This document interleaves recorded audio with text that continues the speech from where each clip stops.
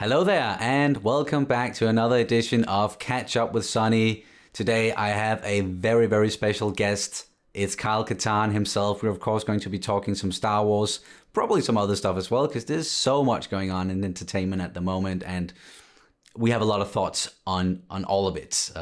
But before we get into all the good stuff, I thought maybe you should introduce yourself to the people here on the channel who aren't 100% familiar with you just yet, and maybe how you got started with this whole YouTube thing in the first place. Absolutely. Hello there. I'm Katarn. I'm a Star Wars YouTuber specializing in reactions and reviews.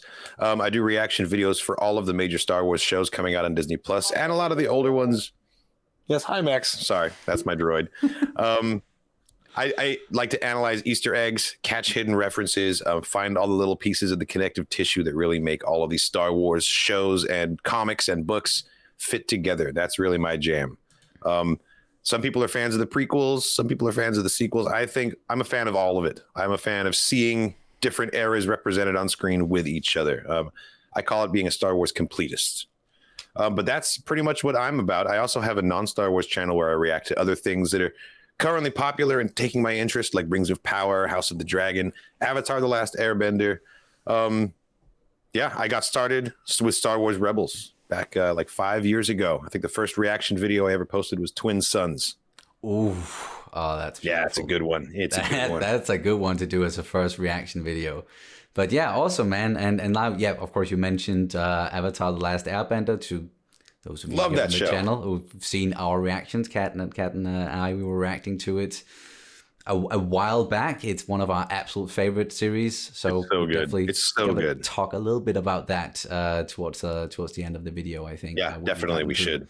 A lot of the Star Wars stuff, because again, there's so much going on. But I reckon like one of the first things we should probably get into and talk about is Andor, because that's what's going on at the moment. We got 4 episodes, and the most recent one. Wow. Like, I am enjoying this show so immensely. Like, I gotta admit, I was one of those people who at first was like, Andor, do we really need a whole series about Cassian Andor? Like, how much more is there to tell and get into? Sure. But then when we know what happens, we know his ending, you know. Exactly. But then when you think about it, it's like, well, we know what's happening to Obi-Wan as well, and we know what's gonna happen to like a lot of the things. It's not the destination; it's the journey that's compelling. Exactly.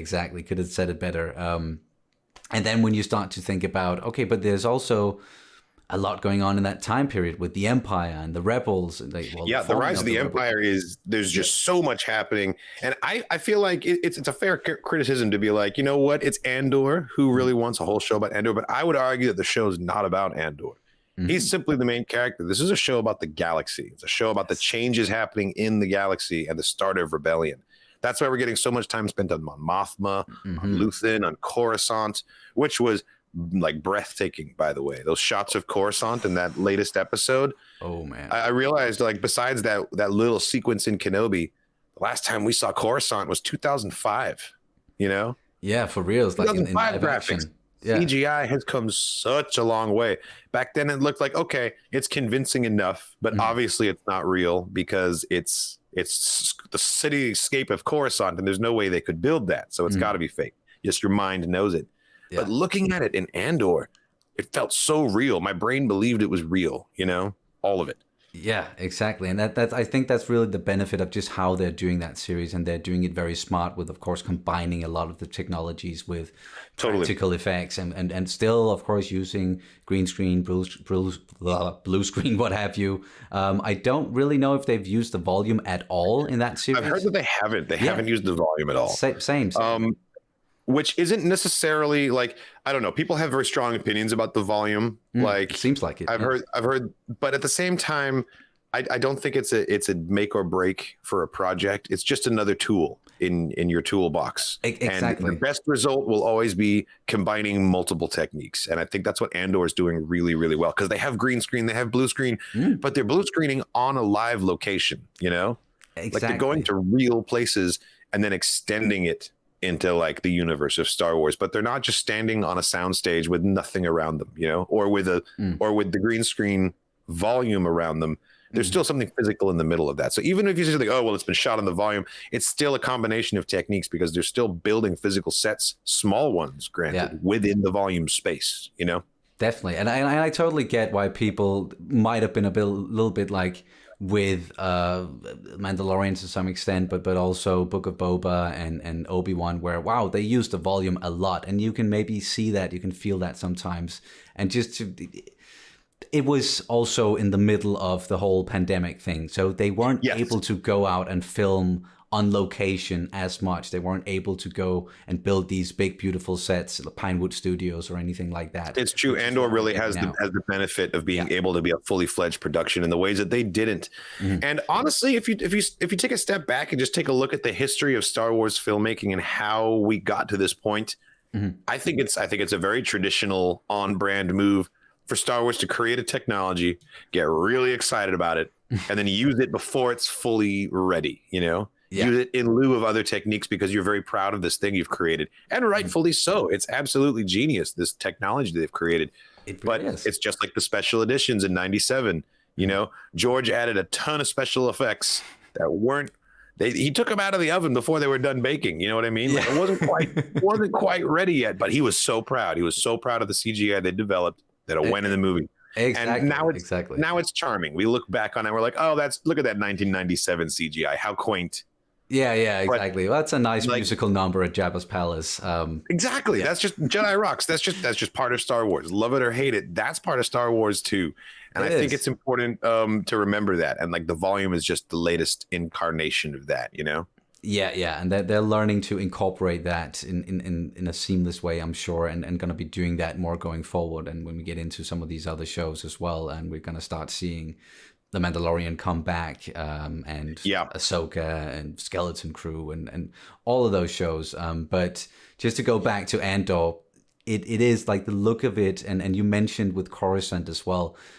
It feels so grounded, so real, so tactile. All of it that's going on, even though it might, of course, it's not real locations. Because so much of it unfortunately doesn't exist, but it looks real and it feels real. It feels like the characters are actually there and they have a lot of stuff to interact with, and the way that they're also using these real sets, using these real locations, and just jazzing them up and making them look like something out of Star Wars. And that is something that Star Wars has also always done really well, is taking these things from our world, these everyday things, and sometimes like old weapons, objects, whatever, and just jazzing them up and just putting these little doodads on them and making them look like, oh, this is Star Wars, and it has this used and weathered down look to it already that makes it real. Absolutely. Like the Empire and the Rebels, they're fighting with old World War II guns that have been dressed up, jazzed up, as you say. And then in Andor, we've got Homeboy holding like an AK-74U, and it's been jazzed up a little bit, but it's absolutely that tradition of just like, this is why Star Wars feels so real. Is because it almost is. It's borrowing from so many real things to create this new vision. Yeah, so definitely getting that feeling compared to, as again you said, with the prequels, where it could really feel like, particularly in episodes 2 and 3, where it was like, okay, George, you just went full on with the blue screen and the green screen and let 100%. The computer do the work. And there were a lot of physical sets, and a lot of miniatures, and a lot of really cool stuff in the prequels. But when CGI was being used, it was very clear that CGI was being used. And that, I think, is kind of the issue that's like antithetical to how it's supposed to, like what its job is. You're not supposed to notice it, you know?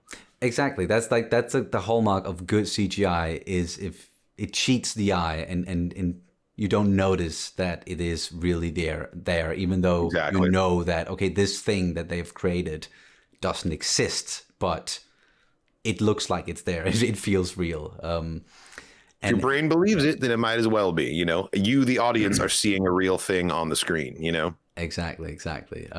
But with Andor again, and you talked about like what the series is about and like with the state of the galaxy.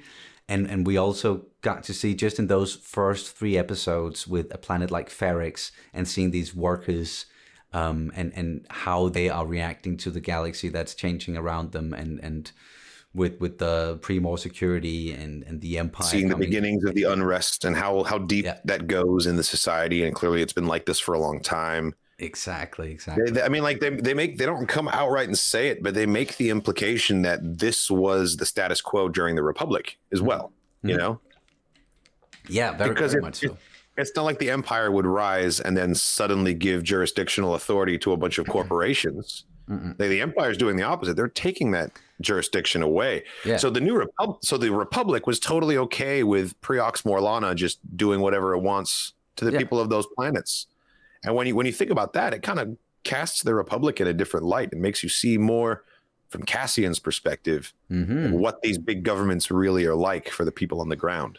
Yeah, exactly. Because the Empire, they're just looking for excuses to go in and say, okay, now we are 100% taking over, which is any opportunity to expand the control. Exactly. Which is what they got, which is what Khan gave them by doing what he did, and not Khan. Obeying. Oh, dude. The scene where he like walks home from the spaceport and then his mom like slaps him and then hugs him and then is like, "What are you looking at?" to the nosy old. I loved it. I loved it as well. That was my favorite little human beat, I think, in the episode. So much. And that actor is doing a really good job with that as well. And it's just, again, feels so real. And you could just see how defeated he was and how deflated he was and how he was. He believed in what he was doing like so hard. 100%. To have 100% confidence that you have the moral justification and still fail, that's got to be such a massive blow, like not just to his ego, but to his worldview. It was clear that he was like untested, and this was his first like foray into trying to do this in the first place. Yeah. And he didn't just screw himself out of a job. He screwed everybody in the company out of this. Like the entire security enforcement wing is gone now. They're all unemployed because of him. Like that's a lot of guilt on top of like just the shame of having messed up your job. He also like screwed all of his workers out of their jobs too. Like that's got to be weighing on him a lot. Oh yeah, definitely. And that's why I love that he didn't really say anything during that entire episode. He didn't. He said mother. That was it. Like, Sergeant Mosk, Linus Mosk didn't have anything to say on the all episode, but his raising his hand totally stole the scene. That was so funny. That was so funny. I love that. Seriously? Like, what are you doing, man? The excuse me. Yeah. The ISB is also like, I'm loving it. All the performances are really, really great. They're so snide and cold and calculating. And Padagaz, I think his name is Major Padagaz, the guy in charge. Qyburn from Game of Thrones. Yeah, exactly. God, he's killing it. He was made for a role like this. He's so doing good. such a good job. When he says lieutenant, and I'm just like, lieutenant. Lieutenant, and I have no idea where that F comes from, but it's so British. It's so British to pronounce it that way. Yeah, exactly. And I know I've heard a lot of people say that when it comes to just accents inside of Star Wars, when it is more British or European accents, at least that's what I've heard from a bunch of Americans, is that it's easier to buy that these are characters in another galaxy and it's not like a Boston accent. Whereas for me, it's like it's all like English isn't even my first language, so it's like, to me it's all an approximation. To me, I've always, and it might just be my head canon, I don't think this has ever been confirmed anywhere, but I always thought that British and English accents came from the inner rim, from like the core worlds, and American accents come from like the outer rim. Because you've got a lot of Americans on Tatooine and places like that, and then you've got a lot of British people in like Alderaan and Coruscant. Yeah. Corellia seems to be very American, and Corellia is a core world, though, so I don't know. Oh yeah, that's right. Corellia is one of the oldest worlds in the Republic. It's one of the first founding worlds. Their society is super old, and they all sound like straight up Massachusetts, you know. So I don't know. Cassian's blaster, I think, might be my favorite of the many, many Easter eggs that we've seen in Andor so far. Dude, the Briar pistol. You got it somewhere, don't you? I got one right here. Yeah. Oh, you know I do. Freaking knew it. It's every time I sit down to watch Andor, I put it on the desk in case I need to grab it. Because so far I've needed to grab it at least once per episode for the third and fourth. The fact that the new one has like a rotating cartridge. Yeah, It's so that's a cool. What's cool going on is feature. he's got two barrels in there, and when one they're overclocked and they overheat. So when one overheats, it swivels to fire on the other barrel. Oh, that's That so cool. that's what the prop designer was saying. It's so That's a cool cool. little detail that just again makes it feel more real. They've taken this and they've made it have like practical things that it does, like the flipping of the blaster and an explanation for why. And they've also made it a little fancier. Like this is a K16 Briar pistol, and the one that Andor has is an MW20, and it's got the rotation, and then it's got these little red blinking lights on it as well. So it's basically just a sexier version of Kyle Katarn's gun. And I need it. I need it. I didn't know it could get any sexier than that. Right? So yeah, I mean, come on. The only way it could get better is if we see a secondary fire at some point. I was just about to mention, we still need to see the secondary fire. We still need to see it charge up and really knock someone on their ass. But we might get that. We might get that. It's clear to me that someone at Disney Plus loves the Jedi Outcast games and all the Dark Forces games, because we keep getting like references to them, like in Mandalorian, his Ambin phase, the pulse rifle, the way it disintegrates people is totally out of Jedi Outcast, the way the disruptors would work. Remember the Rhodians, if they got you just right, like you would just disintegrate. That's right. That's totally where they got it for Mando's rifle. Yep. One of the rifles that I absolutely love using, because when in video games in general, I'm a sniper guy. So if I can just sit down somewhere safe and just go, then that's the way to do it. Nar Shaddaa was the best level for that, because there's just falling broken glass everywhere. Exactly, and just freaking Rhodians just everywhere. Freaking love that. But I always tried to not disintegrate them, because I always try to get the foot shots so that they'd fall off the ledge. Yeah, because then they do the whole animation, and you get to hear them scream all the way down, which is great. These are the things that Star Wars gamers enjoy: listening to Rhodian scream all the way down. Exactly. A little bit sadistic, but only a little bit. But with Andor again, I really gotta say that it's just blowing me away with everything they're packing into that show so far. I really don't want to call it grown up, because that makes it sound like the other shows are somehow childish, and I don't think that they really are.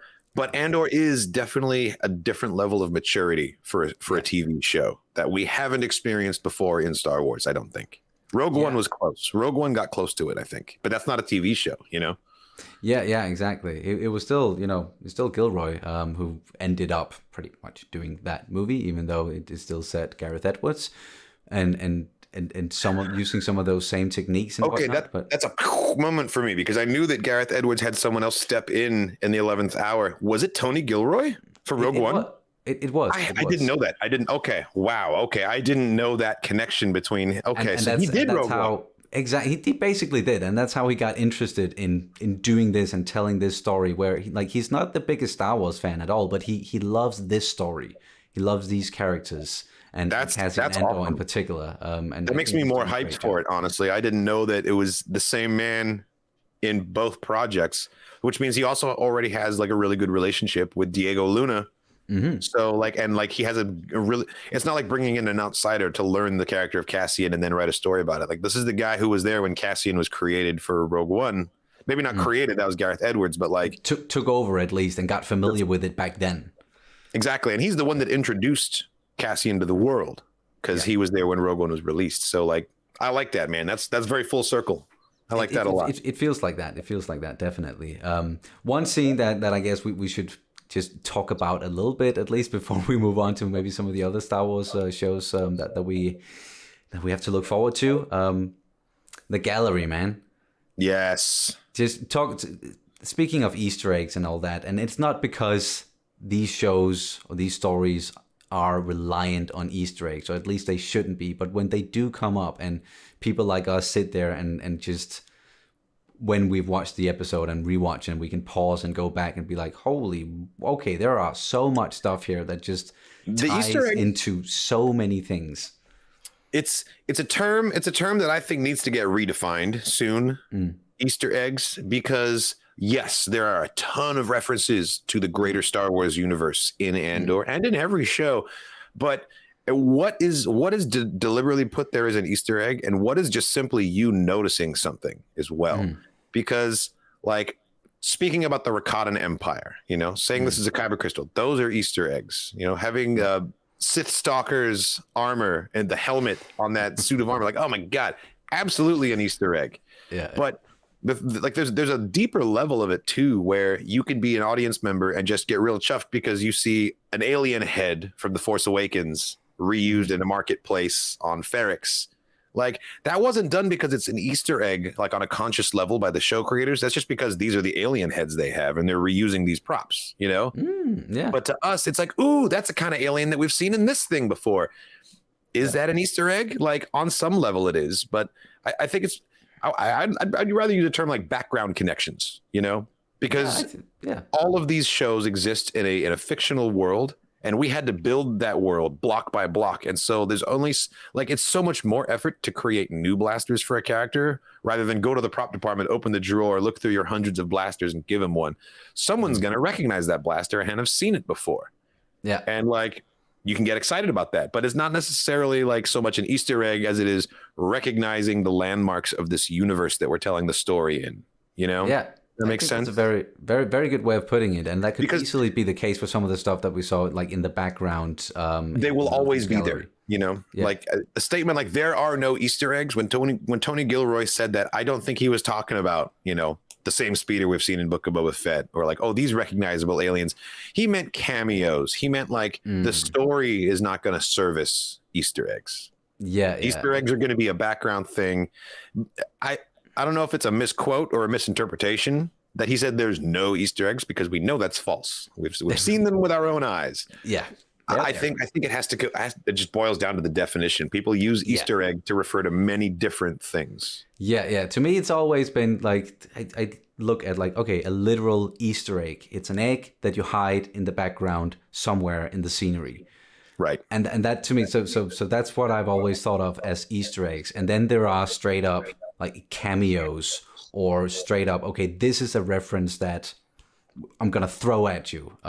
So again, I think you're right. Like, we should maybe start to use different terms and not just put it all under the big umbrella that is all of a sudden called Easter eggs. Because when there's a Jedi holocron and a Sith holocron in the background, is that really, as you say, something that's being pushed into our faces? No, not at all. Like, it's still part of this world. It's part of their toolbox of Star Wars gadgets, where they're going like, oh, that could make sense to put in the background, and it doesn't really have to be tied to anything, but it'll make us go, if we see it, it'll make us go, oh yeah, that's very Star Warsy. You'll get the same reaction as if you were seeing an Easter egg, because we have this level of identification, like, oh, I know what that's from, and that's exciting.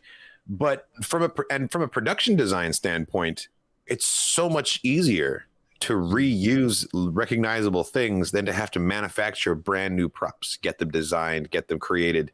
Like when Cassian shoots those two cops, those two corpos in the first episode. Yeah. Did you notice what blaster he was using? It was recognizable, but I'm really bad with blaster names, because it was a DL-44. It was like Han Solo, but instead of having a top scope, it had a little cocked scope on the side. Because I thought it looked like it, but I was like, no, it can't straight up be that. So it needs to be. It's called something different. It was straight up a DL-44, but they'd taken a different scope and just stuck it on the side. So maybe it's a DL-47, something like that. Work. But that work. Yeah, I consider that an Easter egg. But I wouldn't fault anyone for not recognizing that either, because I don't think that's it wasn't the point of the scene. The point of the scene is what he did with that blaster, Yes, and that's what they're doing in this series a lot. When you see these scenes and you hear the dialogue, everything that's going on, that's what you're focusing on. That's what the most important thing about what's going on in the screen and the story. And it should be like that. Like the most important thing when you're watching a show like that, it shouldn't be what's going on in the background. It shouldn't be what someone necessarily is wearing or what blaster they're using. It is the story. Always the story should be first priority. And the 100%. And that's what they're doing so well in Andor, I think. There were just straight up literal Easter eggs in that little art gallery that Luthen had. Absolutely. I noticed besides just the obvious ones, which was the Sith Stalker helmet, And the Plo Koon mask from the publicity image, which we didn't actually see that in the scene. No, which but we knew it was there because we know it's there somewhere. Maybe we'll come back to that shop again later in the series, and we'll see it then. I kind of hope so. I hope so too. I hope we get just like some nice panning shots of the shelves, so we can get some good high res like look at these objects. There was a ceremonial horn from Kashyyyk on one of the tables. There was a Gungan energy shield, which I thought was sweet. Yeah, that was dope. I don't know why that is. Is that considered antique? I don't know necessarily. But Phantom Menace was about 20 years ago that it was used in a conflict. So, or maybe this particular shield is. Well, here's the thing: there's antiques, and then there's just exotics. You know. True. It doesn't have to be old if it's just from another culture, from a faraway planet, you know. Yeah, and it's a big galaxy, so there's a lot of stuff that's unfamiliar to people. There was some stuff there that's like very culturally sensitive, and it makes you kind of raise your eyebrow about how Luthen got this collection in the first place from all these non-human cultures. Like there was a Twi'lek Calicori sitting on one of the shelves, a very fancy one.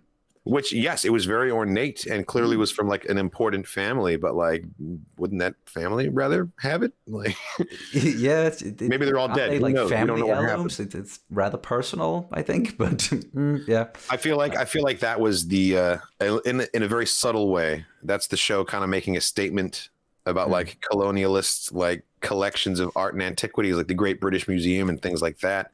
Yeah. There have been a lot of statements like that, like the way Marva made the decision to take Andor away from Kenari without checking to see if he had people. Like it very much felt like a white savior kind of commentary in the same way. Very much. Interestingly, Clem, who's not white, was the one who's like, actually, maybe we shouldn't do this. And Marva was like, no, we're definitely doing this. We're taking him. We're saving him. We're doing the right thing. And I honestly believe that she thought she was doing the right thing. And I hope they explore that relationship more.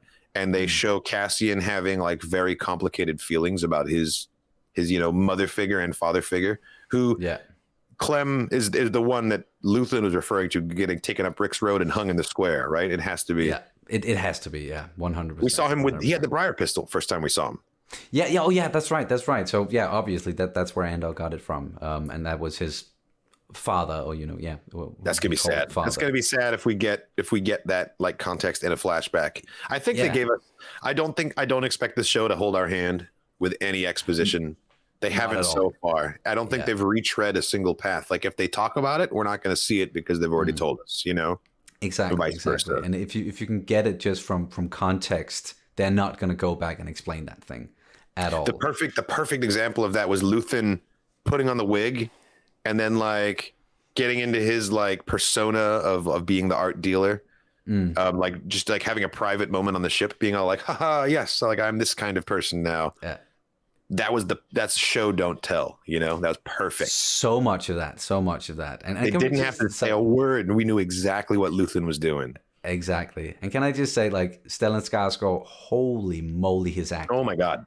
Like his character by far, up until this point, like it's the most intriguing to me and my favorite character on the show. I always enjoy his acting, and of course there's a little bit of bias there where it's like, oh, he's a Scandinavian actor, so I have to right. But still, like he's great. He is absolutely great. I really loved him as Baron Harkonnen in the new Dune. He's really killing it in Dune. Menacing. I enjoy him in Marvel. I feel like Marvel did not really give him a lot to work with for his character. Like he was very much like a supporting character and wasn't given like moments to shine. But you can tell that in Andor, they're actually giving him like the acting opportunities to show what he can do. When when Cassian was just getting closer and closer with the gun, and he was just getting more and more intense, but not getting louder. And then with the barrel like right in his face, he's like, "Don't you want to fight these bastards for real?" I love that. I love that line delivery. That line delivery was just mwah. And when he's talking to Val as well, and he just all of a sudden just yells at her. Look at me. Exactly, just that switch and doing that switch again with going back and forth when he was talking to Mon Mothma. Doing such a good job. And I can't the thing about introducing an older character at this point in the timeline and making him so interesting is that now we need to see him in the Clone Wars. We need to see him in Tales of the Jedi as like young man Luthen making moves. Yeah. Like they could, there's no one gets to be that old and that interesting without like we got to know. We got to know what he was like as a young man now. Like they've created this question and I have to have it answered. he's lived an interesting life. That Totally. is for sure. But just backing up to quickly with the conversation between Mon Mothma and Luthen. Who do you think Mon Mothma is talking about? Wanting to bring into the circle. Is it just Bail, or it's either Bail Organa or it's Saw Gerrera? Because if you think about it, Mon Mothma and Saw Gerrera, like, they have a falling out, and she is like opposed to reaching out to him at the time of Rogue One. I feel like the reason she feels so strongly about it, it's either because he did something so extreme, or because she has personal feelings because she vouched for him. Yeah, and then he betrayed her trust. That could make that whole situation with Saw not fully being welcome in the rebellion a whole lot more interesting if she's like, I vouched for him and then he took it too far and that's on me, so I'm never letting him back in, kind of thing. Like, that's right. Because she's a senator. Her word is everything. That's all she has, So if he tarnishes her reputation in some way, that's a bigger blow, particularly for a character like Mon Mothma. So it would make sense to be Bail Organa. We have heard no mention of Bail Organa, and if he was to be brought in, I feel like that would be considered like a cameo. And Tony Gilroy's like, we're not doing cameos. Saw Gerrera makes sense because Saw Gerrera is a Rogue One character. And because we know he's in the show because we've seen him in trailers. Yeah. I kind of figured Andor would find his own way to Saw. I didn't think that Saw would be being brought in by the higher-ups, if you will. I think so as well, because now that I think about it, they've already established that him and the partisans, they have sort of like their reputation is already established with when now names are just escaping all of a sudden. But when the guy he falls asleep, yep, exactly, and he was telling him, if you were part of Saw Gerrera's group, then your head would be on a pike for a laugh because you fell asleep. He fell asleep, yep. So he already has a bloodthirsty reputation at this point. Yeah, I don't know if Mon Mothma would bring him in if he. Well, she would, or maybe she would think. It could be he has that reputation from the Clone Wars, though, from freeing Onderon. And he's considered to be like a brutal freedom fighter because they overthrew the Separatists on Onderon. That's right. Yeah. In the context of the show, it's all leading to rebellion. I'm sure he is already an established rebel cell at this point. Yeah. Speaking of rebel cells, I thought it was a really cool kind of mirroring to Rebels. The way Luthen was like, Vel, this is your idea. This has all been your idea. Don't ever talk about me. It's like, this is the system that was in place before Fulcrums were on the scene. Yeah. Because that way, if anyone from Vel's little cell gets captured, they're gonna testify that Vel is the leader, and it doesn't go any higher than that. Yeah, which it's brilliant, and they explored it so much in Rebels, and it's really cool getting to see this is like a proto version of that, and it makes me think Luthen might become the first Fulcrum. Oh yeah, maybe the first one to actually use that alias. Because he's definitely acting as a Fulcrum right now. Yeah. At least that role, just in general, that would make a lot of sense. And now, of course, we're waiting for the next episode. It ended with them getting ready for this mission, this heist. It's most likely not going to go according to plan. Although I'm looking forward to seeing this whole meteorite curtain storm. The eye, I think we saw it. I think we saw it in the trailer. Because I remember there's a shot of a shuttle and all these things streaking overhead, and I assumed it was like a damaged ship coming out of hyperspace and just like wreckage flying around. But it totally could be like this crazy event that happens once every 3 years that they're talking about. I'm super excited for the heist, man. I can't wait for the heist. I think it is going to be successful, but everybody's going to die except for Cassian and maybe Vel. Yeah. Do you think someone on the team might sabotage? Ooh, I hadn't thought about that. Because I saw some looks from, again, can't remember all the names, but the guy who woke up, the sweet dude who was sleeping. Yeah, I know who you mean. Yes, there's tension. They don't like the new guy. But like Vel said, they've been like sleeping on rocks and eating roots for weeks. Are they really willing to throw it all away at this point just because of that? Yeah, that's right. It seems like they are like committed to the cause, Yeah, and again, the Empire, that they're not taking this thing seriously, really, just yet with Rebels. Only Dedra is, it seems like. Dedra is. They should listen more to Dedra because she was spot on. But of course, the high ups are gonna go like, you have a feeling, you have a gut feeling. No, vetted information. What do you think Partagas meant when he kept saying like officers like you? That's why we brought people like you into the ISB. Is he referring to the fact that she's from the enforcement division and she gets shit done, or is it that she's a woman, or like? No, I think it was because of her prior position and the fact that she gets shit done, and it felt very loaded. It felt very pointed. People like you, like he was almost like talking down about it, but also giving her a compliment, Yeah, he's an interesting one. He's doing a good job. He's doing a good job of like clearly he's just like a very competent professional in a high powered job, and he doesn't think about the fact that he's like helping a fascist regime like stay in power. He doesn't even think about it in that way. He's clearly just like going by the numbers. He's a numbers guy. Yeah, exactly. We're doing healthcare here. So exactly, that analogy was really interesting, and I think it's cool to finally get a look at like the Imperial perspectives, like finding a way to make it believable. Because in the original Star Wars movies, we don't really ever get any moments where the Imperials are doing anything other than just being bad guys, like being all evil, and for the sake of like showing us something like now the rebels will come in and save people. But in this show, like there are no rebels around. It's just Imperials in a closed room, like. How do they talk to each other? Like, I find it very fascinating because we've always kind of tiptoed around it, Yeah, and it's not like we're making them good guys necessarily. Right. It's not like we're going to be rooting for the Empire at all. That's why it was tiptoed around, because they really didn't want to glorify these guys. But I think we're past that. Yeah, and like you can see where some of them might be coming from. Again, you can see why someone like Khan, he would think that, okay, I'm doing the morally right thing here. We have to get to the bottom of this. 2 of our employees were killed. But that's also what again makes it very realistic with these characters, is that it's that the best bad guys, they will think that what they are what they're doing is the right thing. From a moral perspective as well. Absolutely. And that's why like you can kind of draw parallels to some of the stuff that's going on in our world as well, with authorities in general and stuff like that. Completely. And that is an intentional message, I think. The fact that Karn represents a lot of people out there who think that they are servicing a greater good when in fact they are upholding like oppressive systems. You can be someone who believes you're a good person and still be part of the problem. And I think that's the real takeaway from characters like Karn. Yeah. That's spot on, dude. Spot on. And speaking of, just to shift gears briefly, you're talking about bad guys suddenly making a lot of sense and people that like sound like they're doing the right thing. Watching Rings of Power last night, when Adar was giving his battle speech, I was like, you know what?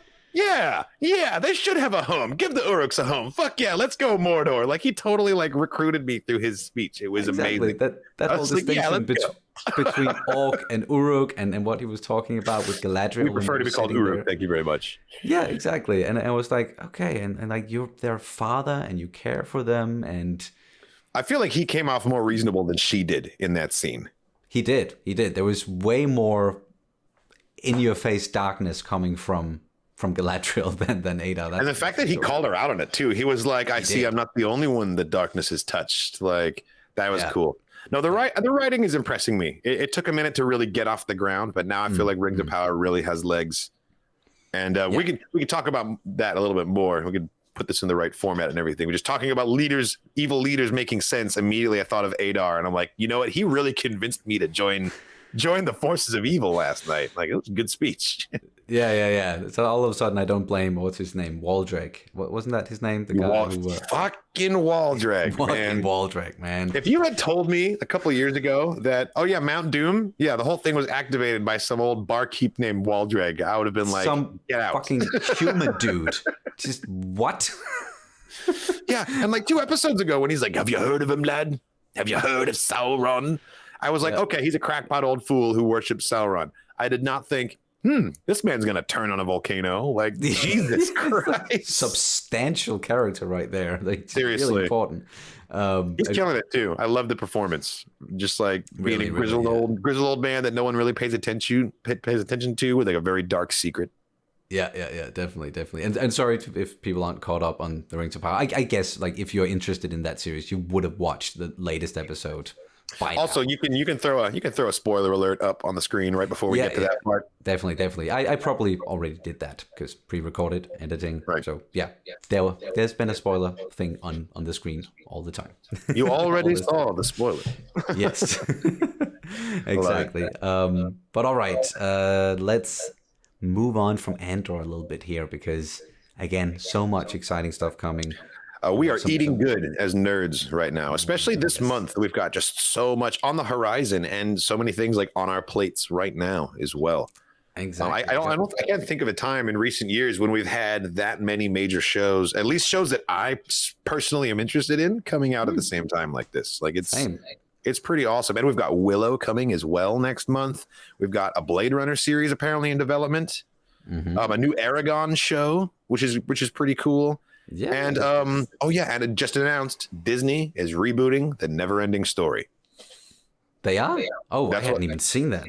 All they've got is a logo so far, but that's what I saw like earlier in the week. Yeah. So like, dude, it feels like there's like new things every day, or at least like every week that's getting announced. And I just talked to Kat, like with Kat about it earlier today, where I was just sitting and just looking at like the schedule for shows that I'm watching and just going like, if I had told myself like 10 years ago that I was gonna be watching like a Marvel show, Star Wars, Lord of the Rings, and well, at that point I didn't know what Game of Thrones was, but like all those four things coming out in the same freaking week, like my mind would have exploded. But that's what's going on. Like that's where we are right now. I think my response as a kid would have been like, what do you mean by Star Wars TV? Like, what is this? That work? What is that this? work? Is this Amazing, the rumored Underworld show that George was talking about at some point, or what's going on? I've been trying. Oh man, have you seen the footage, the locked footage of that Underworld show? It looked like it might have been pretty good. It definitely would have been like kind of clunky with the technology of the day, but it's funny. He was basically there are times when he's describing the volume when he's like, I wish I had something that did X, Y, and Z. Like that's what I was about to say. Like it basically sounded like an early version of the volume. And I think George and Favreau and Filoni probably even talked about that when George was visiting the set of The Mandalorian. Like, is this what you envisioned? Like what we're doing right now? I could definitely see that. I would love to see that conversation, something like that. Dude, I'll just be a fly on the wall. Right. I'd absolutely love to. Something that we have coming up very soon is, of course, Tales of the Jedi. Yes. They're dropping all 6 in one go, right? Oh, damn. Yeah, that's right. They've only done that with Visions so far. Yeah. And I kind of prefer it that way. As a content creator, I prefer it that way because it allows us to really just like, I'll get Bendu over and we'll just like binge through them in a day, get all the reactions done. Yeah. As an audience member, I kind of like the weekly thing though, because being able to like speculate with everyone else for a whole week waiting for the next episode is really what a lot of the hype is built by, I think. Yeah. I think I prefer that overall, but again, I'm most likely going to be watching those by myself. So I would like for them to come out one at per week, and then I don't have to like rush to get them out. Right. But I would still, I think even with the binge format, I'd still drop them once a week. And just get all the work done ahead of time, you know, and then that's schedule the post, and then you're good to go. Exactly. And that's going to be really interesting. I can't wait to see young Dooku. It's going to be great. Young Dooku, Yaddle, Ahsoka. Ahsoka's family. We're going to finally see what Ahsoka's family was all about. Yep. Her mom is voiced by Janina Gavankar. Iden Versio. Battlefront 2. Yep. She's finally getting back into it. I love it. Yeah. I can't wait. Tales from the Jedi is going to be great. I think that Yaddle's going to die. I think the trailer gave us too much, and we know that Yaddle's not walking out of it. Because she finds his little secret spot. Yeah, she finds his little secret spot in like the Soto district of Coruscant. Yeah.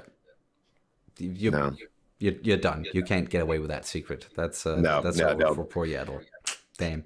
The writing is on the wall. What happened to Yaddle? At least, canonically, now they're established. He's going to stab her, and then she's going to be like, take care of Grogu. And that'll be the reveal. That'll be the reveal. Exactly. Beyond that, we also, of course, we have the Bad Batch. They're returning. Can't wait.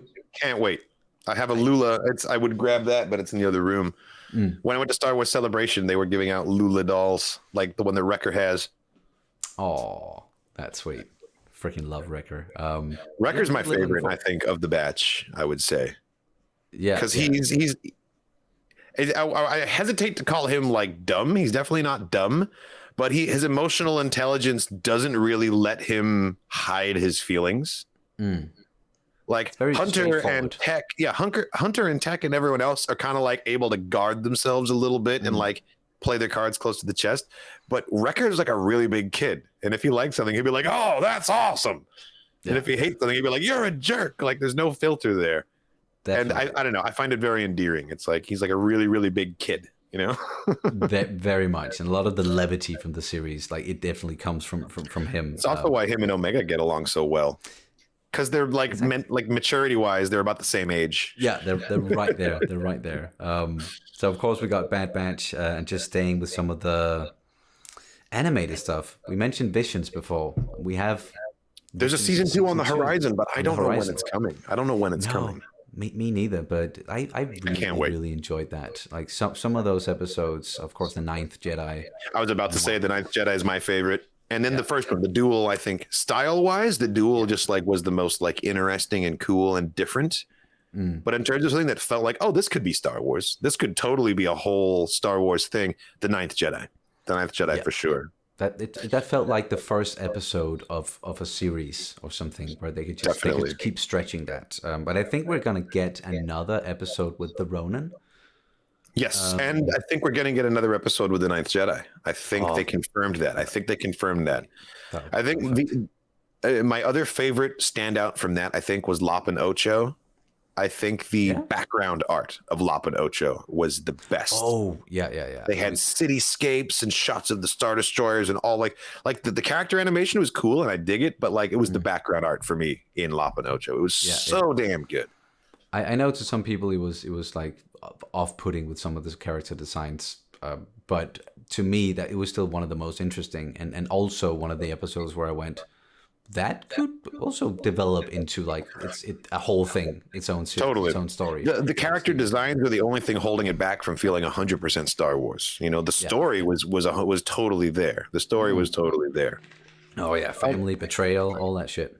Jumping back to Bad Batch for a second, I am curious to know what you think about that final shot on the planet Wayland of the secret installation and what you think the implications of that is. Because I have a theory.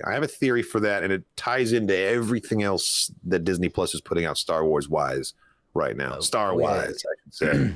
Yeah. Just rewinding in my head a little bit, but yeah, I definitely remember thinking about this has to do with the whole cloning thing that they're like stretching out 100% and putting little 100% little things in all the series so far. Every single one. We got every single Mandalorian one as well, and exactly. It's extra silly to me. The reason I laugh so hard when I see someone saying the Mandalorian's going to retcon the sequels is because we know what's coming.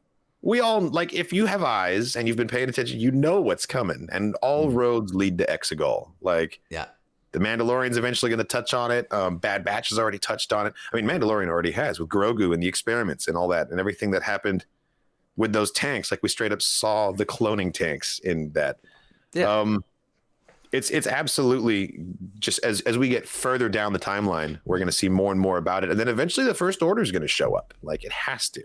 It has to connect like that, and you mentioned retcon, and I do see that pop up from time to time with people going like they're gonna retcon the sequels or they're gonna remake the sequels, and I'm always unless it's a canon novel or comic book, it's probably not getting retconned.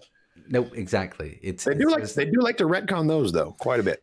They do. I know, like Dave Filoni doesn't really like it. Doesn't bother him at all. Like if they're gonna do something that doesn't line up with what happens in a comic. I think Dave Filoni adheres to the tiers of canon philosophy, where a book. Oh yeah, exactly. Where like a book is canon until it's been challenged by a video game, which is canon, until it's challenged by a TV show, which is canon, until it's challenged by a movie, etc. But nothing will beat like a saga film. A saga film is the top tier of canon. Yeah. That's which I find annoying. And like it should be one cohesive canon. That should be that's the whole reason why we have the story group. Yeah. But at the same time, I get it. And as long as you know what the producer's mindset is, then you're not going to be like thrown for a massive curveball when something does change. If they have like a better story Bad Batch already did some retcons. Sorry. Yeah. If they have a better story to tell, if they're like, oh, okay, we actually established this small thing with this character in a book, but it would work so much better for this story if we did it like this, then I'm okay with it. Like I was admittedly when they announced back in 2012 that like, okay, everything's going to be connected now. Everything's going to be canon. I was like, yes, finally. Right. It was such an exciting announcement. We're like, finally, everything's going to make sense. They're going to pay attention. And they did. To be fair, they did for a couple of years. And now things are starting to like fray a little bit again. Yeah. I compare it to like if you have an album that you've heard like 100 times, like you love this band, and then you go see them live, and you'll notice the guitarist plays the riff a little different live than he played it on the album. It's like that's kind of the way that I view it. It's like the guitarist has been on tour and he's been playing that riff thousands and thousands of times, and he has slowly decided, you know what? I think it sounds better just like this. So I'm going to change it a little bit. And then when you go see it, the live show, you hear the difference and you're like, huh, he's doing a different thing. It still sounds good though. That's the way I view when Star Wars tells a story twice and they tell it slightly differently. Yeah. Is it like, I think that's this is the first time and we've improved it a little bit, or at least I think it sounds better this way. So I'm going to tell it this way now, you know? And it's, I don't know, if you're someone who like, if continuity is the be all end all, then I can understand that annoying you. And I think that's totally fair and valid if people get grumpy about that. Definitely. But for me, I'm just an easy sell, I think is really what it is. I'm old enough to have remembered the dark times when we didn't get any new video games, any new movies or TV shows. And the best we had was like a dancing Xbox Connect game with Han Solo. Do you remember that? That was it. Too. That was the best we had, man. It was the best we got. And we were grateful for that, God damn it. Well, not all of us will eat it up. But exactly. Game, but still, and now it's actually good Star Wars again. And I just can't bring myself to complain about it because that feels like looking a gift horse in the mouth. You know, it's like if a kid has known true hunger, they're not going to be a picky eater when they finally get a meal. You know, exactly. That's I feel like as a Star Wars fan, we knew true hunger in like that mid 2000s there for a minute. Yeah. But not anymore. Like we are feasting, and it feels so good. Definitely. And it's not like everyone out there and all the Star Wars fans should just enjoy and accept everything. No, not at all. Not at all. Like if you don't enjoy it, then shut up. No, if you have criticism, voice them. If you don't like something, you straight up don't like something, and that will your experience will always be valid, you know. But if you don't like something and then you elaborate on it, oh, it's because of X, Y, and Z. Well, maybe there's an explanation for that. You know, maybe there's a reason why they did something a certain way. Doesn't mean that you have to like it.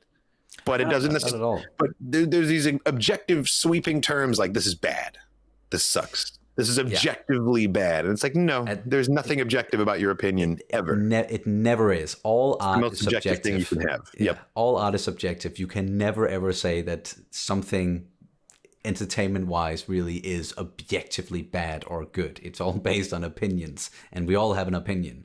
So it's that another as well. Kind of like mindset that I think rubs people the wrong way is the fact that something can be both a cash grab and art at the same time. It's a business. Yeah, you can't try and devalue something. Oh, well, they just want your money. It's like, well, of course they want your money. They need to make the next one. It's like their job. This is a business at the end of the day. Yeah. And like we're customers. We're paying for Disney Plus and we're watching the products. Yeah. And we're allowed to have opinions on the quality of those products, but a Disney Plus subscription also doesn't make you an executive producer, you know? No. Like the best way to voice your or at least just let them know that you aren't satisfied with their product is don't buy it. Don't watch it. Exactly. That's and they can't do that. People hate on Star Wars and they can't tear themselves away from it. It's no. They're still watching. They're still paying for it and picking it apart. That's And hey, you know what? Like if that's what fun looks like for you, then go for it. You know, that's not how I do things. But nope, like me neither. you Me do neither. you know. Yeah, exactly. We of course have some other shows coming up, staying with or going into some of the live action stuff with the Mandalorian season 3, Ahsoka, Skeleton Crew, and the fact that all of them are kind of happening in the same time frame. And I know, when was it? They are, yes. 2018. Except for the Acolyte. The Acolyte, yeah, we'll definitely get to that. But I think. Oh, you mean release time frame? I was thinking in universe. Oh no! It's still like in universe, canonically, and I think Kathleen Kennedy at one point mentioned at like some sort of event. I can't remember what it was. Investors Day or something. I think that it's all gonna culminate in a big event, an event series or an event something. Oh, that would be so sweet if they gave us like a mini series of like four like hour and a half long episodes of just like all of the characters doing all of the things. Yeah, and I've been thinking a lot about that and how, okay, they might be taking a little bit of inspiration from Marvel there with, okay, this is our big overarching villain. This is our Thanos. It's going to be Thrawn, and it's all going to lead to that. And we're going to get into not a straight up adaptation of Heir to the Jedi, but no, totally though. Something like that. When the Solo movie was first announced, my theory, because at that time there was also rumors of a Boba Fett movie, which now we learn we now know now we know that it was true. Yeah. That it was in development, and then it got cut, and then it got turned into the book of Boba Fett instead. But back in the day, Solo has just been announced. Book of Boba Fett is a rumor that we all think is true. My theory was that they were going to do the Marvel model and do like Solo, Boba Fett, maybe a Luke Skywalker movie, maybe a Vader movie or whatever. And then like that's phase 1. And then you'd have your first Avengers movie. And then you'd have phase 2. And so you'd have Solo 2, Boba Fett 2, all that stuff. And then the second Avengers movie kind of deal. And I still think that could be a successful model for them to go. Only instead of doing it with Solo movies, they could do it with TV shows. And now, if you see a Star Wars movie in the theaters, that means that it's the equivalent of like a season finale of multiple TV shows. And that could work out really well, because that's also something I wanted to talk about was the movies and what they're going to do with the movies. That's where the First Order is showing up in that big event. I think that could work really well if it's all of these series that are happening in the same timeline. If they come together in a big movie event, and we're gonna have Thrawn as the big bad that they all have to do something about, be it the Mandalorians, whatever's gonna go on with the Skeleton Crew. We already know Ahsoka is looking for Thrawn, so it can really all come together like that. And what if Gideon ends up escaping and joining up with Thrawn? Oh yes, please. This is just wild speculation at this point, but yes, please. They still haven't. I don't know. They might have casted Thrawn already, but they definitely haven't announced. I think they've cast Thrawn. Oh well, I know that they've cast Thrawn because I know things. But you know, I just want. I cannot say who Thrawn is. I don't know who he is, but I know that he's been cast, and I know that they have done costume fittings. All right. I wanted to be Lars Mikkelsen. Me too. He has the voice. He is Thrawn already from Rebels, and I think the last thing I saw him on screen was The Witcher. Actually, he has the look. He absolutely has the face, and they modeled the CGI face. Looks way more like Lars Mikkelsen than it does like the old Legends Thrawn. Like they fully did that on purpose. Yeah. Like he's tall, like his features, everything, it just works, and he is such an amazing actor. Like he's one of the best actors we have in Denmark, and like he is just, of course, I see him in a lot of things, and he is always just top tier. The only thing that, of course, could get in the way of that is if he doesn't want to. Right. Or I heard a rumor that because he's in a Danish fan film, they don't want to use him because he's in something that's not officially Star Wars. But I don't know about that. I don't know about that. I know that Jamie Costa did a Kenobi fan film, and James Arnold Taylor played an Imperial officer in that. Yeah, but that was. But he wasn't playing Obi-Wan. that was after playing Obi-Wan. Yeah. Or have they used him after that fan film? Because I think like if They have. that They have comes out since to the be fan true- film. Since the fan film, he's Oh, yeah. voiced Obi-Wan in the Lego game. Yeah. In And a he's couple gonna be in all of the Tales different of the Lego Jedi. specials. Yeah. Tales of the Jedi. He's going to be in. Yeah. All of like the terrifying tales and all of those. He always plays Obi-Wan. True. Yeah. So it wouldn't make sense. But Man, I still God, just hope. If that is the reason, though, if that Danish fan filmmaker must feel so bad. Like I just took Thrawn out of the galaxy. Damn it. Yeah, I'm actually looking forward to that fan film because Lars is going to play a Jedi in that, and it's going to. Ooh, I can't wait! I can't wait. This is the first I'm hearing of it. I'll definitely react to it. I'll send you a link afterwards. Please do. Yeah, no, I do all the fan film reviews on my channel, so I'll definitely take a look at that one. Definitely. But again, yeah, I just hope it's all building to that. Thrawn, Lars Mikkelsen, please, and I can't wait. Getting him together with Giancarlo Esposito. Do you think they would do a mini-series event or like a theater event for this? Right now, I'm leaning more towards mini-series event, but I would love for them to do a movie event because at that point, people are so familiar with all those stories, especially The Mandalorian, which is like the most popular Star Wars thing we got going on. Honestly, right now it is, yeah. Give Andor a couple seasons. We'll see where it goes. Oh yeah. I think there's a whole audience out there that would really enjoy Andor that have avoided it because it is Star Wars. Because Star Wars kind of has a certain stigma, not necessarily deserved, but like when you're like, oh, I'm watching a Star Wars show, people expect a lot of pew, pew, pew, and like jetpacks and explosions and not a whole lot of like actual character driven story. And Andor is like the opposite of that. And I feel like people that enjoy more serious shows, things like, I don't know, like The Crown or Chernobyl or like Downton Abbey, things like that, that crowd would really get something out of Andor that aren't necessarily interested in tuning in because they're scared off by the Star Wars-ness of it, you know? Yeah, definitely. But it's not like any other Star Wars show. The same way, if you're a fan of Book of Boba Fett, I'm not going to be like, oh, well, you should check out Chernobyl.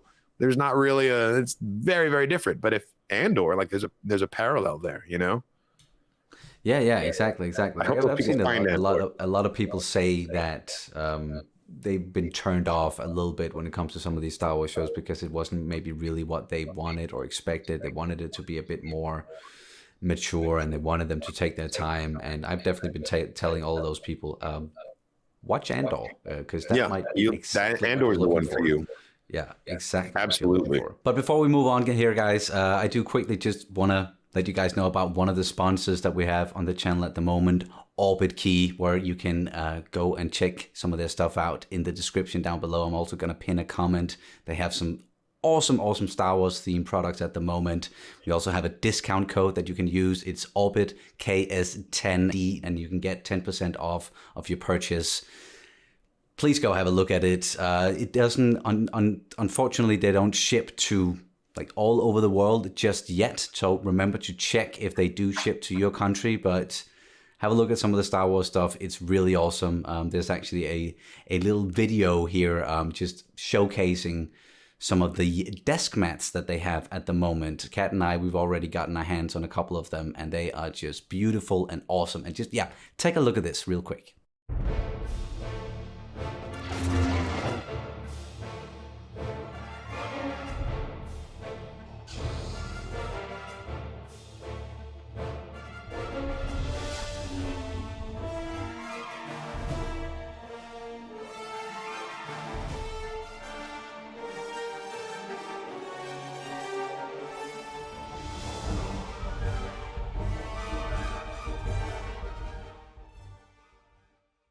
That looks pretty sick, right? Take a look at all of the stuff that they have going on, all the Star Wars themed products. Links down in the description below. I'm going to pin a comment. And remember to use that code OrbitKS10D to get 10% off as well. But let's move on here. We touched real quick on the Acolyte. Do you have any thoughts about that? Because we've only got like casting rumors. I do have thoughts. And it's all rumor. It's all wild speculation. Exactly. But confirmed anything. 2 words. So annoying. Yeah. Darth Plagueis. Yes, please. That's all I gotta say. The timeline lines up with the later period of his life. We know that this is considered to be in the High Republic still. Or So at this the is end of it, or at least it's some it's sort like the of tail end, transitional. exactly. Yeah. Tail end of the High Republic, tail end of Darth Plagueis's years. Mm-hmm. We know that it will explore the dark side. And I am really hoping that we get some sort of a reference to Revan and the events of KOTOR, which would have been hundreds of years before the High Republic era. Yes. So it's very possible that they'd be learning about Revan, in their teachings, dark side teachings. So I'm really hoping that we just get some recognition there. And I just want to see the High Republic. I want to see the High Republic era galaxy and how different it looks. I want it to be a success so that they will go like, okay, we need to do more in this time period, or maybe let's even go further back. Because the Light of the Jedi, The Light of the Jedi by Charles Soule would make a killer movie.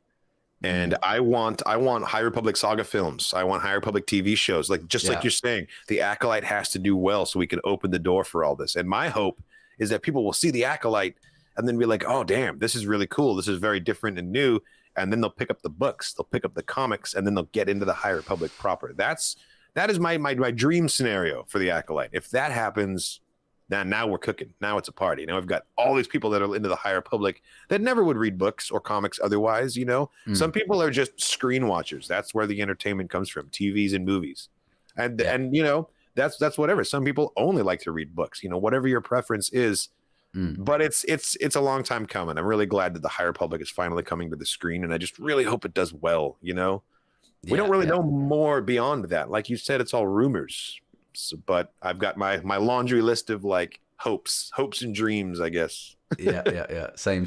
And especially, you mentioned Darth Plagueis. I hope they might look at that James Luceno novel, Darth Plagueis, and go into some of that and maybe adapt some of it. I don't know why they're so afraid of adapting some of the books that they have, and like non-canon ones or canon ones. Like I think it's for like a bunch of like really meta legal reasons, like copyright and this and that. And they don't want to have to pay authors. They'd rather create their own concepts in-house so they can have full intellectual control over the ideas. I think that's a big part of it. Hire the authors to write some screenplays. Right? So many great authors out there. It's that simple. They got Timothy Zahn back to do the canon Thrawn novels, which I applaud them for. I think that's a perfect. They would have had complete outcry if they'd gotten some new author to write the Thrawn with Zahn standing right there. Like, no, you got to use him. You got to use him. That would have felt absolutely wrong. If they do use Darth Plagueis, do you think they're gonna keep to again the novel and he's gonna be immune, or do you think they're gonna? I think he will still be a character. I really hope they don't make him a human. I hope he's still immune because it's just cool. We don't get a lot of immunes. Like we got Sandhill of the banking clan, and that's like it. yeah.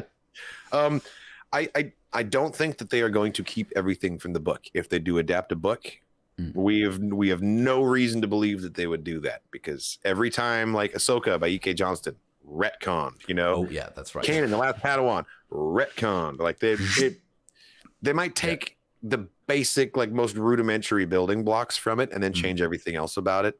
And I'm okay with it, honestly, because I love that book. I think it's great, but I don't want to go into a series knowing how it ends. No, that's I need that surprise. I need to not know what's around the next corner. And that's one of the reasons why I'm kind of glad I never read the Game of Thrones books. There wasn't really an ending that was written yet. Winds of Winter still hasn't fucking come out. But still waiting for it. I read the books, and I'm still waiting. There's a level of surprise that you get when you don't know what's. But then again, they changed so much. They changed so much in the show that you still get surprised. It's gonna be a different ending in the books, no matter what. When we get to that, I would laugh so hard. Sure. I would laugh so hard if George is like, and then Danny heard the bells. Just like writes it exactly the same way. Oh man, I would. Honestly, he could do the exact same ending as the show and make it good. Because we could get a whole chapter from what's going on in her mind, exactly. And explain it. The ending and what happened necessarily was never my issue. It was more the pacing and the fact that everything just all of a sudden felt rushed, and we just it felt like we just jumped ahead. That's like Icarus and Daedalus flying too close to the sun. Like they just been told they got the green light on a Star Wars project, and they just wanted to get Game of Thrones off of their desk. They just were like, let's finish it, get rid of it. It's Star Wars time. And in their eagerness, they screwed both chances. Yeah. Because they rushed Game of Thrones, and because they rushed it, Star Wars was like, on second thought, we're not going to go this. Like, damn. Touch that. We already have a fan base that's kind of, sometimes a little bit tough to please. So let's not tempt fate here. Seriously, it's a good analogy with Icarus. That's for sure. No, that's fair. Yeah, the less we say about that, the better. yeah. Let's just okay. Something that I wanted to do real quick is ranking the Star Wars series that we got at the moment, just the live action ones, and we should maybe, because we could rank series or we could rank seasons. I'm leaning towards seasons, because then we can say Mandalorian season 1 and 2, and then of course there's the Book of Boba Fett, there's Obi-Wan, and then there's Andor. So it's not a lot to rank, but I'm curious to hear where your rankings lie, if you thought about it at all. I think that Andor is either going to come in on top or very close to the top, but I don't know how to rank it without seeing the rest of it. You know what I mean? Yeah, I get that. We'll put the first 4 episodes of Andor somewhere on the list, just on their own, and exactly. I expect it to change with each episode that comes out. Yeah, but right now, season 1 of The Mandalorian is on top for me.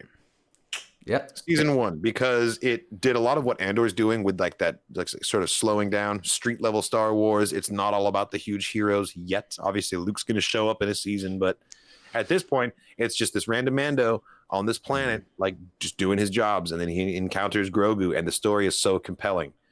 I think it feels the most like old school campy Star Wars, The Mandalorian. And I just enjoyed the hell out of it. And also it has that nostalgia power because it was the first live action Disney, like Star Wars TV show. First one out of the gate. Yeah. And it was such a smashing success. It's going to take a lot to top that. So season 1 of Mando at the top here. Season 1. Number 2 spot. Kenobi. I'm going to put Kenobi there. Okay. Nice. Kenobi for me is all about the final confrontation. The final, like basically just the finale of Kenobi is in the number 2 spot. Like Vader versus Obi-Wan, cutting the mask, cutting the I almost called it a vibrator, the rebreather, the respirator. To something totally different here, but that's from the deleted scene. That's a different suit. That's a funny suit. That's whereas on the weekends. Obi-Wan, that's not a lightsaber.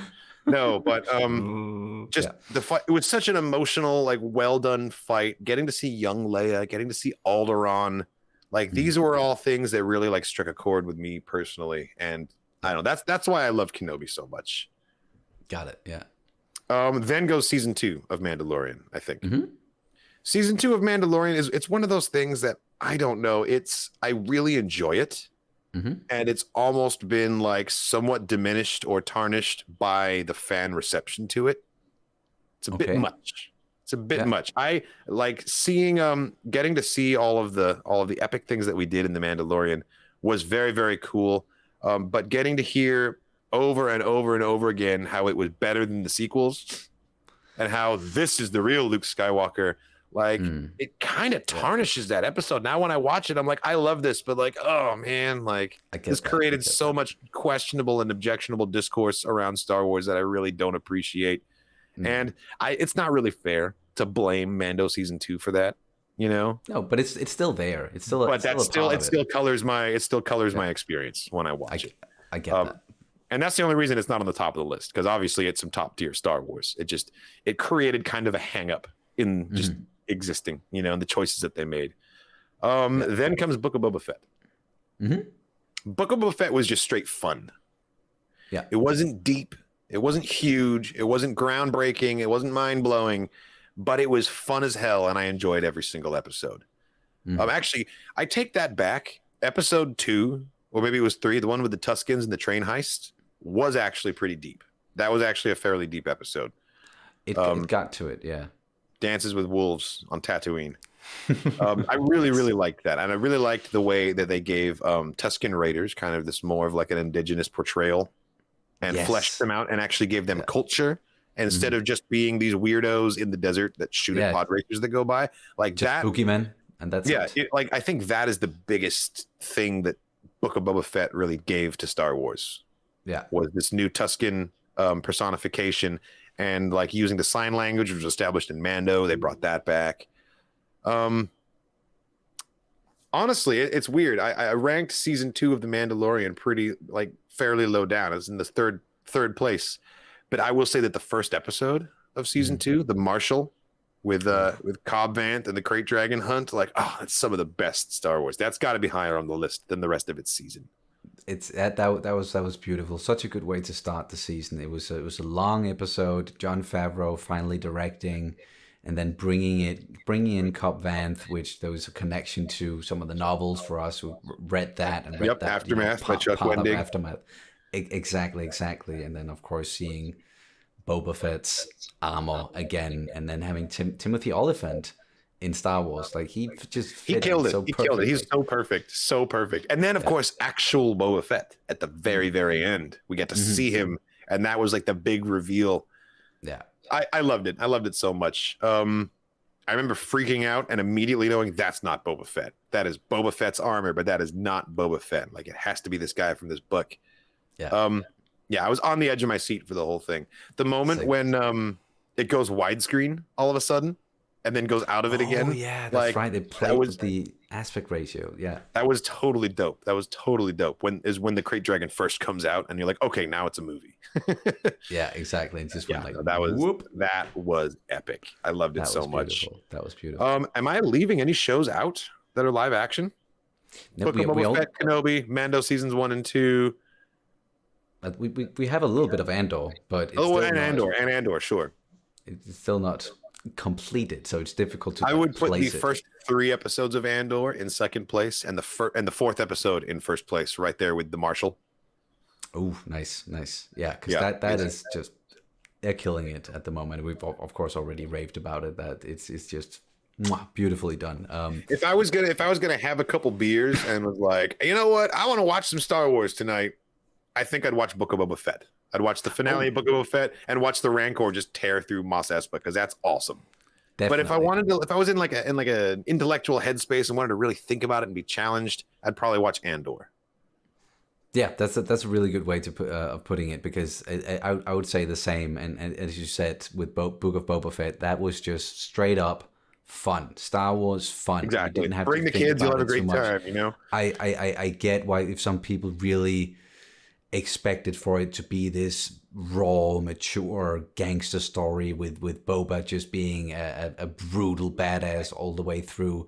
But I also I hate to break it to you, Scorsese didn't direct this one, guys. It's like really did not. But I also really appreciate what they then talked about in that whole behind the scenes documentary where Favreau and Filoni excuse me they talked about the fact that what is a Star Wars story? What sort of stories are we telling inside of Star Wars? Who's our audience? And we need to be able to see like the hero's journey and the hero rise. And Absolutely. Even with a character like Boba Fett, then I get why some people might not have appreciated that. That's why they took the character. But that is a lot of the time to me what Star Wars is about. And that's why I don't think we're never really going to see like a straight up like R-rated mature Sith story where we're going to be following like an anti-hero or a straight up villain or anything. It's like not that. what That's going to Star do Wars horrible is about, things. you know? No, not really. It's not in the spirit of what George Lucas established, and I think Favreau and Dave Filoni are keeping very much to what George established and his philosophies when it comes to Star Wars. I think that's very well said. And that's so they're not going to go outside of that. I don't see it happening. No, they won't. But maybe down the line, but not right now. I understand people being irked that they took Boba Fett and gave him a redemption story in that way. Because like a lot of people, like the phrase that I kept hearing was the Punisher in space. People wanted to see the Punisher in space. That's never been Boba Fett's character, really. Mm-mm. But at the same time, I think it's very important that they chose someone like Boba Fett, because the message here is that it doesn't matter how old you are, how late in life, how many things you've already done, you're never too late to make a change. Yeah, and to grow as a person and become better. And like every time we see the hero's journey, the call to adventure comes on some 19-year-old, who has their whole life ahead of them, and then they go off on this thing. That's not necessarily the only way to be a hero. You can live an entire life and make mistakes, do things that you regret, make bad choices, and still find that redemption. And that's why it's so important that, like, Boba Fett, of all characters, if he can do it, anyone can do it. And that's really what I like about the message there. Yeah. I actually really like that as well. And the more I know, for some people, the more they think about it, they're like, Boba wasn't really for me. But the more I think about it, I'm like, you know what? I actually really appreciated that story and the way they told it. And I appreciate it for what it is and what they wanted to tell with that story and that character.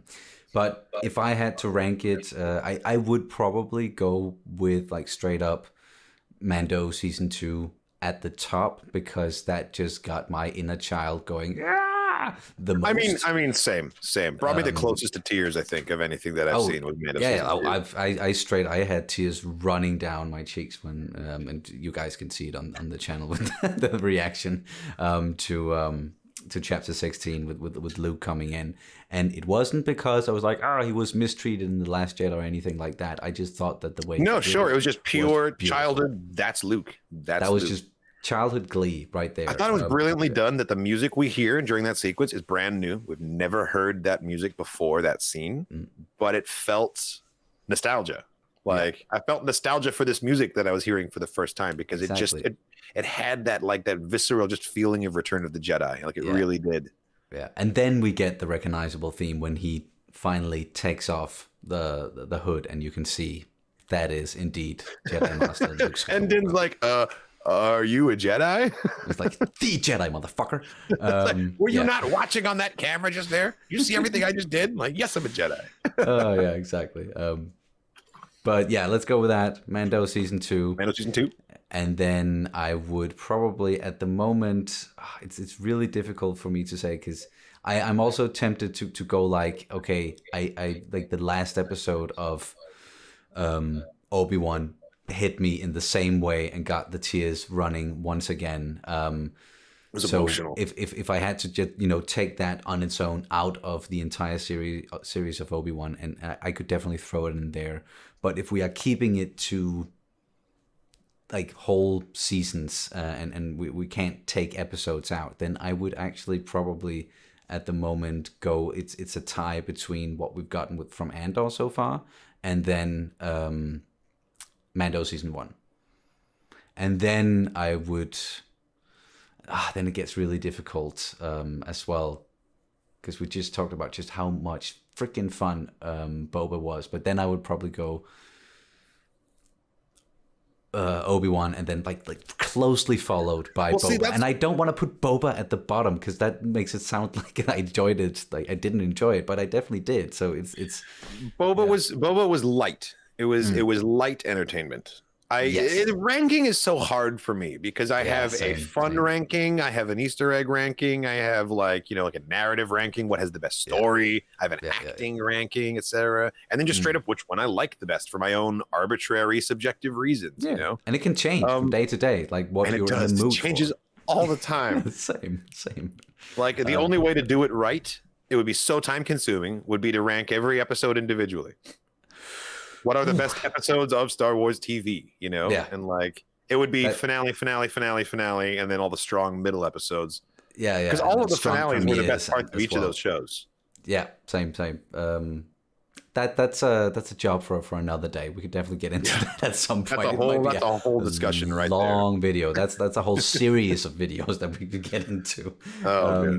Damn, man. Okay, we've talked a little bit about movies, or at least we talked about just how it could be cool if it all of those series culminated in a movie event. Big old crossover. Yeah. But if you had to go with just like one movie, what's like the next movie that's coming out?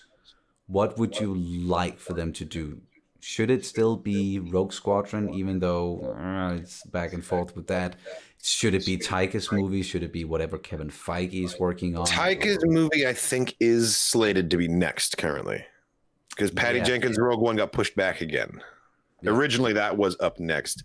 I'm very excited and very curious for what the hell Taika is up to.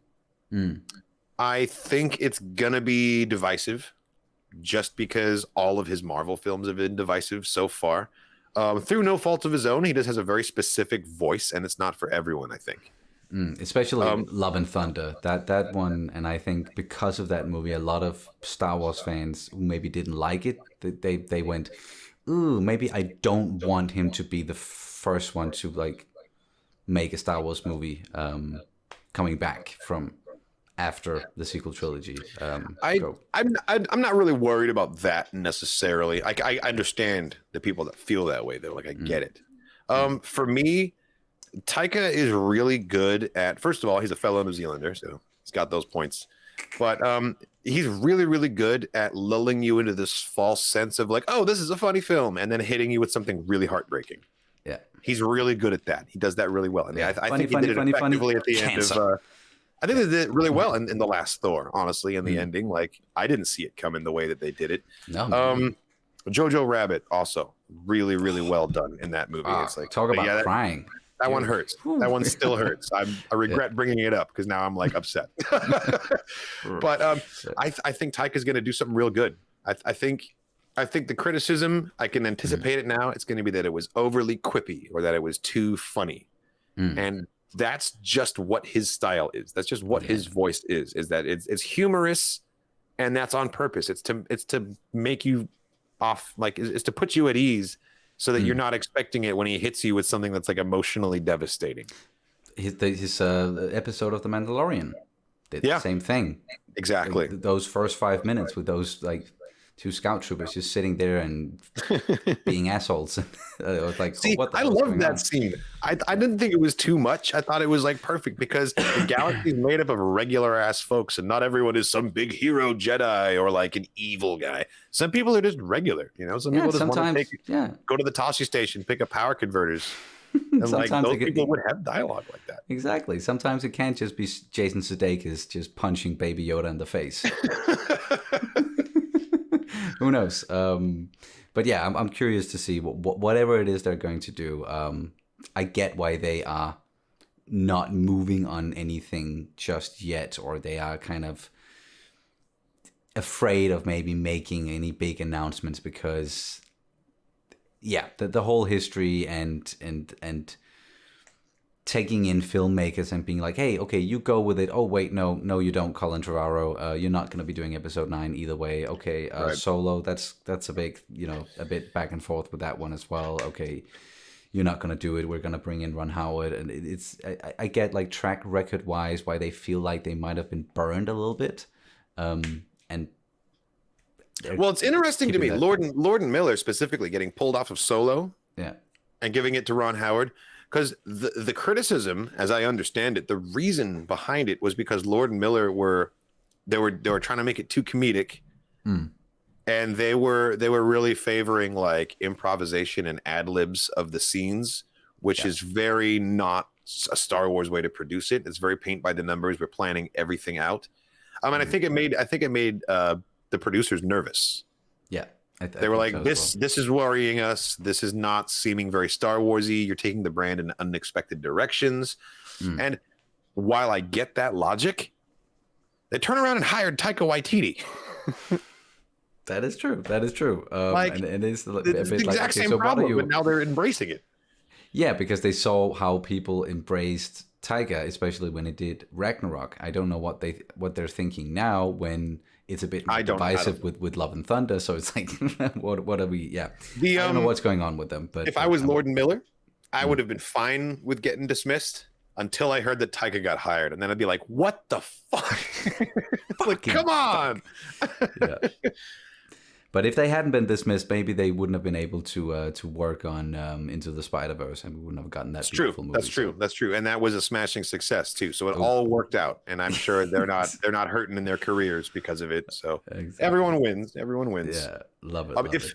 if I could direct my own Star Wars movie, and maybe this is just because I have like Andor vibes right now in my head, but I would really like a Star Wars film noir, like just a detective story.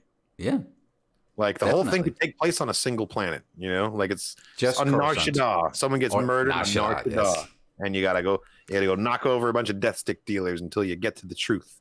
Exactly.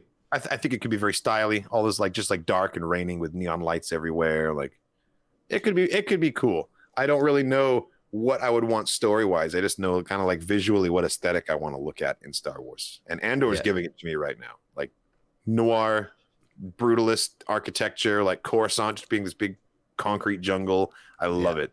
I love it. Same. And very Blade Runner-esque, at least with the beginning of the first episode, which I really enjoyed. I thought the opening conflict when he like shoots those two guys, it felt so noir. The fact that this whole thing is kicked off by like a crooked cop getting accidentally killed and then his partner getting murdered, like over like them trying to shake this guy down like in the rain in some alley somewhere. Like that's how all the great noirs start, you know, some big misunderstanding that gets blown out of proportion.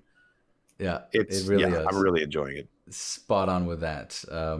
I think like if I'm thinking about it, if I want something that's going to be really, let's say, Force-centric, Jedi Sith, I would like for them to just go all the way back. Just show us the formation of a first Jedi Order or something. And like even if they come up with a new story and they don't necessarily take inspiration from any of the stories that we've gotten so far. It could be cool if we got that like a like in Star Trek, they use the term pre-warp all the time. Yeah. Like if we got a pre-warp look at the Star Wars galaxy, like before the hyperdrive. Oh, when humans are only on human planets and Rhodians are only on Rhodia and Twi'leks are only on Ryloth. Like the primitive like 20th century versions of these cultures could be kind of maybe like when they first did invent the hyperdrive and well that would be the story, is how they all become connected. Or even further back, the first fucking guy to use the Force. Yes, because there had to be a first person, right? And he was just like a wizard until someone else was like, "Oh, hey, look, I can do it too." And now he can also move rocks, and and now it's the Jedi. Exactly. Okay, real quick, because we just touched briefly on Star Wars games, and we're definitely both gamers. If you had to like highlight a game or maybe a game series, and it doesn't have to be Dark Forces because we've already talked about that, and we of course love that to pieces. But if there were like any games, any Lucas Arts games that came out in that golden age where you're like that was just my jam growing up. Definitely the original Battlefronts. Played those on almost a daily basis. Fuck yes. And there was also a lesser known one called Star Wars Galactic Battleground Saga. It was like an Age of Empires reskin, basically. I loved that game because you could play as the Gungans. Yes, I played that game so much because it was awesome. Basically an Age of Empires like reskin. But it just had it all, and I played it to death. And you could create your own levels and put in the scenario builder. I spent hours and hours and hours in there just trying to create like the perfect Gungan society, and then I would have like the Empire invade and try and like defend it. Oh, that's amazing! I made because it was of course right around when the prequels were coming out, so I made the like arena on Geonosis. Nice. Whole fight. I made that so many times, so many iterations. I remember that, and my computer almost always crashed. That is a game that should get a remake, honestly. Like with like StarCraft graphics, even like StarCraft 2. Yeah, that'll be great. Let's get some RTS are slowly coming back. I just started playing Dune Spice Wars. Really fun. Yeah, that just came out. That's right. Really fun. Really I saw some trailers for that. Definitely. Really hard. Yeah. Oh, okay. Well, different factions are different. Like the Harkonnens are easy because it's just like you just rush, but like the Fremen are really hard to play as, and the Atreides is kind of difficult too because it's all diplomacy based. I was always a military player, so when it's like if you can just build like train units and go kick the door in, like I'll be good at that faction. But when it's like you've got to do like random harvesting here and like diplomatic stuff over there, Like, I don't know what I'm doing. Fair enough. Fair enough. Real quick, because I know you're playing the Old Republic, of course, and have been playing it for a long while. I have to admit, I never started playing it because I knew that it would just suck up all my time. Because it will. That's what like World of Warcraft. I have limited it to like 1 or 2 days a week at this point for the playthrough, and then every Sunday on my channel I stream with both of my guilds. We just like do all the multiplayer events and things because you can get most of the story single player. But once you reach a certain point, if you want to continue the story, you need to put 40 people together and do like a raid, you know? Just like with World of Warcraft. Just like World of Warcraft. Like most MMOs, the end game story content is locked behind, like you need a multiplayer group to get to it. And so I'm very lucky that a bunch of people have been watching my playthroughs on YouTube of SWTOR. Yeah. And then they found me in the game. They were like, hey, let's start a guild. Let's show you around. And so I have a bunch of people in my guild that have been playing this game since 2011, like since it came out, and they know it inside and out. They know everything there is to know about it. And I'm like just like this lost lamb wandering through trying to figure it out. And they're just like, oh yeah, here's some fancy items, here's some credits, here's like, you buy one of these, I've got 2 of them, all these exclusive things. It really is amazing. And because we have this group, we're able to do all that multiplayer stuff. So I'm really enjoying the Old Republic. I can't recommend it enough. It will eat up all of your time. But if you ever find yourself with time on your hands, like it has held up surprisingly well for how old that game is, you know? Yeah, and it's still getting updated too. Yeah, I see that. And I might have to get into it at some point. Kat played it at one point and has been begging me to start playing it as well. Because I used to play, and I don't know if you ever played it, but Star Wars Galaxies?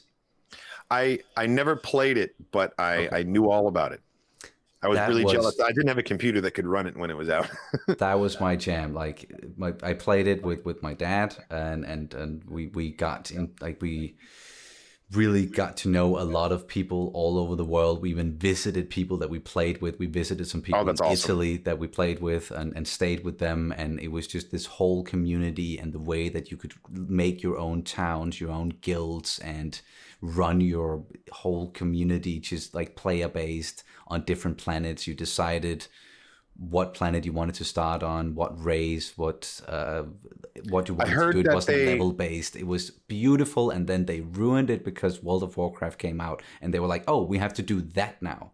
And unfortunately, the game just died then and there. I was going to say, Galaxies, Old Republic is basically a World of Warcraft-ified version of Galaxies. Yeah, it's like the same base concept, though. I heard that when they introduced Jedi, it kind of broke the game. It definitely did, because at first, like, the way you could become a Jedi was only by finding holocrons, and holocrons were so hard to come by. And once you found a holocron, then it would tell you what profession that you needed to master. And it took a long while to master a profession. And you needed to do that like 3 or 4 times with 3 or 4 different holocrons. And then so it was a hell of a grind. And then the last holocron, it wouldn't tell you what profession you needed to master. So you just had to go through all. You just gotta guess. You just had to guess. And that's why there were almost no Jedi in the game. And then you didn't have to guess. You had to use the Force. Exactly. And then if you became a Jedi, of course, you were like way more powerful than any other player in the game. But everyone would be on your ass, especially bounty hunters. And if you died 3 times, your character would get deleted. What? So it was tough shit. Dang! Tough shit. That's nuts, man. I can imagine someone's character getting deleted. You'd have to have like a funeral for him at that point. Like it was, There weren't a lot of Jedi, and I was on my way to becoming. I was working on that last fucking holocron, and then they changed the whole thing. And all of a sudden you could just choose a Jedi from the get go, and the whole game died. And I'm still bitter about it, as you can hear. I miss that game so much. It's definitely a lot easier to use the Force in the Old Republic than in Galaxy. But it makes sense in the Old Republic, because the Star Wars Galaxies, that was happening, Jedi are super rare, right? The Civil War. So there weren't really any Jedi running around. I really like that, though. I really like that they had rarity behind this. Like, not everyone could be a Jedi. Like, so much. It's a really, really cool idea. Man, it would be great if they could bring Galaxies back, give it new graphics, and like have it set in the same time period, and let people grind to be Jedi again without because when they changed it, there was like you could just pay money to become one, right? Yeah, pretty much. And people would do what they're Was doing. that always the way? Was the only way to get it the holocrons, or could you just pay money at the beginning? No. At the beginning, the only way was holocrons, and I like there, that. there was just like a handful of Jedi in the entire, like all servers combined, a handful of Jedi, and that was really something. And again, then they sort of killed it. But I know there are like private servers out there where some people are still keeping the old version of the game alive, and I haven't really had the courage to maybe like jump into one of those, because again, I would be so down to try that, like on a stream, to just like create a character and explore Star Wars galaxies. I would love to do that. Like if we could, try that out, and I could get a hit of nostalgia and then show you the ropes a little bit. That's what I was going to say. We could do a joint stream where you could be my tour guide, having been there before, and show me around. That'd be awesome. I would love to do that. All right. Cool. Okay, we're getting to the end of the stream, guys, here, because this has been or the end of the video, because this has been like a supersized catch up with Sonny, but there's a lot to catch up on. A lot of Star Wars out there. Exactly. But I also did promise before we got to the end that we would also quickly touch base on some not Star Wars related stuff. Specifically something like Rings of Power, or maybe even Avatar: The Last Airbender. But let's talk about Rings of Power. Let's talk about that first, because I just caught up on it. I just watched episodes 5 and 6 today, so I got that whole, like, just in one go. Did my full length reactions. Gonna be up on Patreon very soon if they're not there already when I put this one out. But holy shit, dude! Let me hear your thoughts. Let it flow. Let it flow. Well, first of all, the episode was called Udo. So just from that, I was like, okay, here we fucking go. We all we know what's about that belly. Yeah.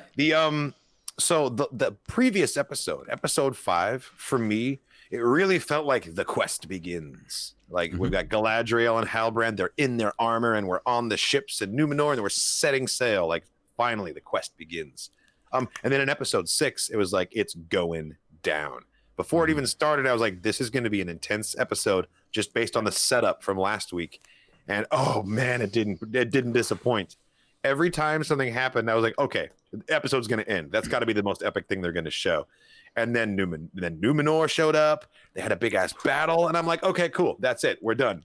Nope. Yeah. And then fucking Waldrag shows up, and just oh my god, it was amazing. It was absolutely amazing. And when Adar, I said it earlier as well, but when Adar was giving his speech to the Uruks to like hype them up, I was totally like brought in by that. I was like, you know what? Yeah, absolutely. This should be the home of the Uruks. Like, fuck yeah, I'm on this side now.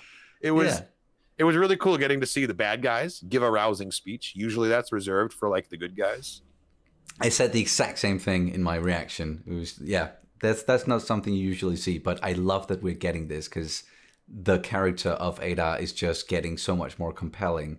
He's very, very interesting. He's definitely not Sauron. Like they explained that to us now, so we can tick one suspect off of our list. We've got a long list. Like anyone else could, fucking Waldrag could be Sauron for all we know. Like he's not, but he could be. Could be. Hilarious. Fucking stranger, that mysterious being we saw like tracking the stranger. Like I have. Yeah. They cult comes to mind. Like I feel like they're like a cult or like a secret order that are here to find they totally have the look. The stranger, however, I've been calling him Amazandalf because I think that he's just like a new wizard that we don't know yet. Definitely a Maiar. We just don't know which one. At this point, I'm thinking he's either one of the Blues, or he's doing Jeff Bezos is straight up just like inventing a new 6th member of the Wizards, and he's going to call him Amazandalf. But probably not. I don't think it's Gandalf because there's too many clues of it being Gandalf. It has to be a trick at this point. Yeah, that was my first thought, and I was like, no, I need to get away from that because it's not. The more evidence there is, the less I believe it. Yeah. I'm like, I know I'm being tricked here. Like talking to the fireflies the same way he talked to the moths, like saying, friend Melon, he looks like Gandalf. He scratched one of the runes. He scratched into the rock is the rune that he put on Bilbo's door in The Hobbit. Oh, I Like, didn't even notice that. That's like great. they're really laying it on thick. They really want us to think that it's Gandalf Yeah, because it's not Gandalf. I'm telling you, it's not Gandalf. yeah. Better not be. I don't think it's Sauron, but it's also No. not Gandalf. Yeah, no. I'm so curious about that. And even though we didn't get anything from that storyline with the stranger and the Herefoots in episode Yeah, we didn't 6, see him at I all. was not mad about it at all because they focused in, man, on that They gave us the battle, goods. They knew what we wanted to see. and that was so smart. That was so smart. Don't jump around. Just have it focused on this. So they destroyed the tower. So I know the tower isn't going to become Kirith Ungol, which was my theory. My theory before. I knew they were draining that lake, though. Yeah. A couple episodes ago, they showed the watchtower next to that huge body of water. And I remember just thinking, I was like, what happens to that water? Because that is not there in Mordor. Like, where's the water going to go? I, of course, wasn't like, oh, they're going to use a science experiment and kickstart a volcano. Because that's, I never would have thought of that. But I knew the water was there for a purpose and they were going to do something with it. Yeah. And the shot when it all comes down into that cavern and like mixes with the lava, the first thing I thought of was when Gandalf's fighting the Balrog under Khazad-dûm and they go into down. And that was the opposite. That was fire going into water. Yeah, and this I time it's water going into almost fire. expected for like a fucking Balrog to just burst out of like, Oh yeah, no. When you're in the deep lava, places of the world and there's lava, like you expect a Balrog. That's fine. That's a good chance. Exactly. But Speaking I love of which, go for it. Oh, I was just about to say, I love how they lulled us into a false sense of security with, oh, it's the end of the battle. They Totally. won. They're all still alive, and then, fuck yes. I thought it was done, and then fucking wall drag. I'm gonna say that many times. Yeah. Also interesting in the aftermath, they chained up the orcs. They've never taken orc prisoners before. That is right. And then they just started slaughtered them. breaking out in the chaos, but it's still everything just boom ended. And I feel like the reason they took them prisoner is so that we could have orcs to break out during the chaos of the eruption and everything. But why did they chain them up though? Why didn't they just kill them? They're orcs. They've never done that before. And also Galadriel threatening to start like exposing the prisoners to sunlight. That was dark. Like and Jesus, like everything I know they're she orcs, talked but about. Like Everything she talked about, that was just so much darkness in there, and the way that she was, I'm gonna eradicate every fucking single one of you. It would have been really funny if Adar had been like, girl, chill, just chill. Yeah. Adar's like, come on, man, we're not about that here. We're just a bunch of hippies trying to start a little commune of orcs. Carve out just a little piece of land for ourselves so we can just, And you know what? Fuck yeah. Chill. Like, he convinced me. He did. Like, Uruks deserve rights. They deserve to have a place to call their own.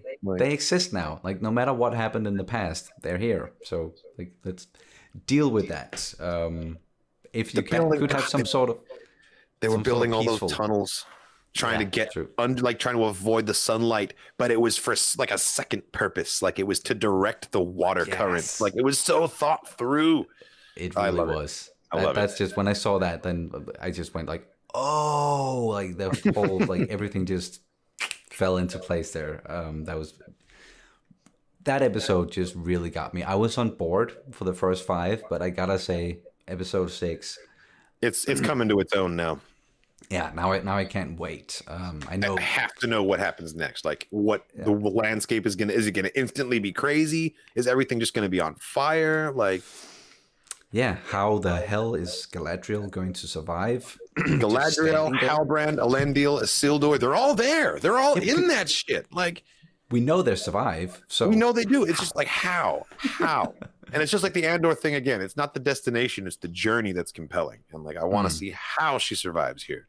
Exactly. Okay, Awesome. Real quick, moving on from Rings of Power, even though we could keep talking about that. Yeah, there's so much to say. I just quickly want to hear your thoughts on, because I know how much Avatar: The Last Airbender means to a lot of our viewers as well. Wrapping that up and going through that whole journey, that must have been something as well. Absolutely. It definitely felt like a journey. Not only because the story itself was so great, but because it was the first thing that I started out reacting to on my second non-Star Wars channel.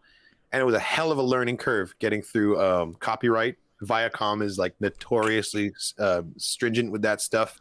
Yep. So that was a whole extra element to this journey. But when I finally finished it, it felt like a weight was lifted. Like I finally achieved like making it through this show that everyone's been talking about.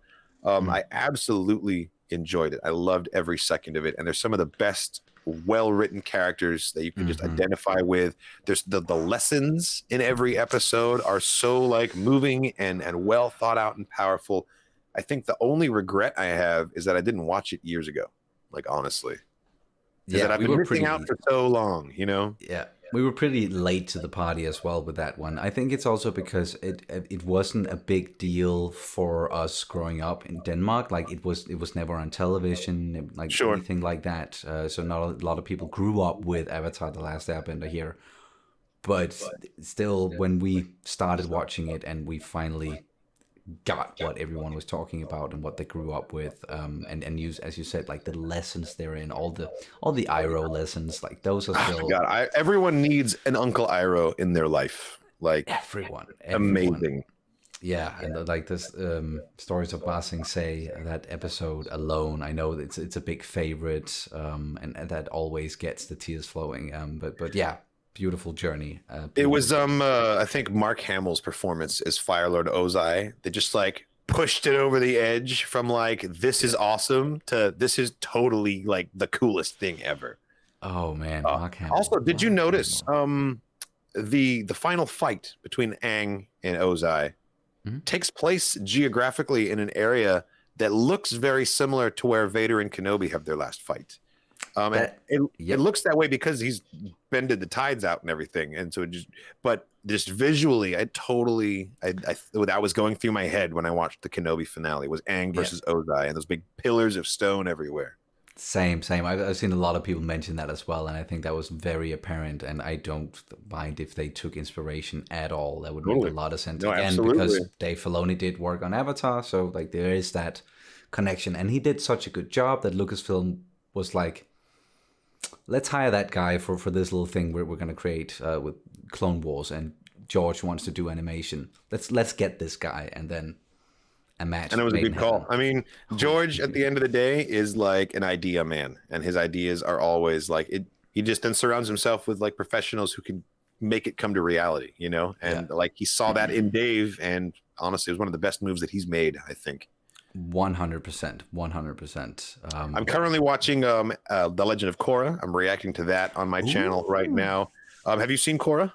Yes, we did it on the channel here as well. Cool, okay, and cool. We actually managed to get those out on YouTube. I'm having an easier time of it with Korra. Same, way easier. I should say Nerd Chronic's having an easier time with Korra. Nerd Chronic. Yeah, he's the best. Yeah, there's one really episode that I can't get it through copyright. It's the finale of season 1 of Korra. I don't know if you've gotten to that yet. I haven't yet. I'm brand new. I'm like 6 episodes in. So okay. It's still very early. But I'm really enjoying it too. It feels very different. I kind of, because Avatar really has this like old school fantasy world vibe. Like it feels like it's this ancient place full of culture and history. And the vibe of Korra, it really has this kind of like pre-industrialist, like it makes me think of like feudal Japan when like in the time of the Last Samurai, like, you know, suddenly the Gatling gun arrives and the way of life of the samurai is just over. And and the way like the benders are kind of becoming like falling by the wayside as technology is invented and things like that. It kind of mirrors what's happened in actual history when like the artisans of the old world kind of fade away in the face of innovation. And that's totally like you don't really feel that in Avatar, but in Korra, that's totally the vibe. And I find that interesting for like a whole different set of reasons. Yes. So I'm not having any trouble like getting into Korra. I know a lot of people were like, you won't like it as much as Avatar. It's not as good. I just find it different. I find it good for different reasons. And I'm really, really looking forward to seeing where it comes next. Same. Yeah, Korra's great so far. Same. That was our feeling with that as well, because a lot of people warned us that, it's going to feel so different, but different in a good way. I like that they didn't try to necessarily replicate what they did before. So it feels like it complements the first show. Yes. It's not trying to like cash in on the first show. It's standing on its own and has its own story to tell. And I like that. Yeah, I like and that. there's a lot of good stuff. I would love to talk with you again about. Give me like a month or so, and I should be like 2 seasons deep. I'm trying to race through this thing. So perfect. Awesome. All right. Before we get to the very end here, I do have just a couple of questions that people submitted. I asked people to had some questions for us. Then we would get to them at the end. So we're just gonna do a few here. Excuse me. We have one from Cinnamon, saying great news and look forward to it. I think it was just the announcement that we were going to do a little collaboration here. So great. My question: will you do a live collaborative reaction video with Kylo? I just put your names together. Kyle and Bendu. Kylo, I like it. With Kyle and Bendu, if time differences permit. I think that will be quite fantastic if you both can pull it off. I would say that sounds like a lot of fun. Absolutely. Yeah. And there's so much Star Wars coming out that we will find something to react to pretty easy. That could actually be a lot of fun. Like maybe even Tales of the Jedi or something like that. Yeah. That's a great question and a great suggestion. Yeah, I dig it. We'll look into it. Definitely. Thank you so much for that question and suggestion. Then we have one from Linda B. I love watching both of your channels. Thank you so much, Linda. My question for both of you would be, what, if any, other characters from either the animated shows, video games, etc., which one of those would you like to see in live action and why? Oh, man. I feel like the obvious answer is Kyle Katarn, right? Like that would be my answer. Clear choice. And because he's awesome. He's totally cool. I don't think we're ever going to see Kyle Katarn though, because they've taken so many things about him and given them to other characters. You know, just like we're never going to see Dash Render either. I think, would be sad. It's too bad. But at the same time, we don't need Kyle Katarn and Dash Rendar because we have new versions of these characters. You know, someone that I think might actually make the jump would be Dr. Aphra from comics. Ooh, that's a good call. I think she would make a great live action character and has enough personality to carry her own show, honestly. Yeah. I think I'm gonna choose that as well. If you can't beat Kyle Katarn, then Aphra for sure. All right, then one more question here from Brandy Pearl Scott. I'd like to know how the lifelong fandom feels about people who are finally getting into this world. Also, for those of us who are, what are the most recommended pieces of content? Doesn't have to be a show to help educate us better. To be clear, we've seen, my hubs and I have seen every main movie and show, but we'd like more. So yeah, looking for recommendations when it comes to other pieces of content that might not be a show or a movie. I would say, first of all, welcome to Star Wars. That's awesome. That's what I would say to people that are first starting out. I am so happy when someone watches Star Wars for the first time. Like, you're a Star Wars fan. You don't need to know a lot of stuff to be a Star Wars fan. No, all you got to enjoy Star Wars. Like something about it. You don't even have to enjoy all Star Wars. If you enjoy any element of it, you're a Star Wars fan. And I don't feel protective of that in any way. Like, I know some people are like, oh, you're a real Star Wars fan? Well, blah, blah, blah, blah, blah. It's like, no, welcome to the party, man. Here, pull up a chair. Let's talk Darth Vader, you know? I really love it. I think that if you wanted to branch out from TV shows and movies, the next best thing would either be to pick up some of the new canon comics or to play any of the video games that have single player stories. The story of Jedi Fallen Order is really, really cool. It's just a really well-written story. Like, the gameplay is awesome, but if you set all that aside and just like watch the story through cutscenes, you'll get a great time. It's canon. It's brand new. Well, a couple years old at this point, but Jedi Fallen Order. And then also I would say Star Wars Battlefront 2. Star Wars Battlefront 2 has a single player campaign telling the story of a special forces Imperial who eventually joins the rebellion. And it's a really good story. I would say check out both of those. And because, and of course, the Star Wars Squadrons single player story as well. Squadrons, I put in the Book of Boba Fett category of it's just really fun. There's not a lot of substance there, and it doesn't get very deep, but it's very exciting and enjoyable the whole time. So that's what I would say would be either canon comics or maybe branch out into the video game single player stories. And if you're not a gamer, you can watch all of these single players on YouTube as game movies. People have cut together either cutscenes, little bits of the gameplay, but enough for you to get the gist of what's actually happening. And yeah, that's what I'd recommend. Nice. I couldn't have said it better myself, because I would recommend some of the same stuff. Definitely the games as well, and some of those stories that are just awesome. Again, if you're not a gamer, find them. They put together on YouTube. There are so many great versions out there. Yeah, and I'm really actually looking forward to Jedi Survivor, because I've just, when it comes to Star Wars single player games, used to be my jam all the way. Really looking forward to Jedi Survivor. It's going to be great. Yeah, but that was definitely a supersized version of Catch Up with Sonny here. Thank you so much for coming on, and I really enjoyed this conversation. I would love for us to be able to. Yeah, you're welcome. I would love for us to be able to do this again sometime. But just real quick, where can people find you? Just when it comes to the interwebs. You can find me on YouTube as Kyle Katarn.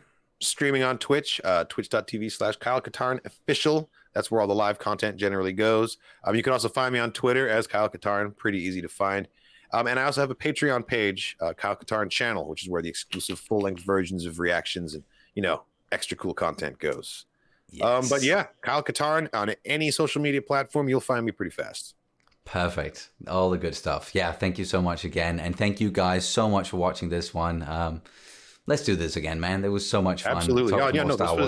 This was totally a treat. Yeah, I'm sure we'll be talking again real soon. Definitely. We'll look into some of the more of those collaborations as you guys talked about as well. Yeah, those are great ideas. Yeah, great ideas. But again, thank you guys so much for watching, and may the force be with you. May the force be with you.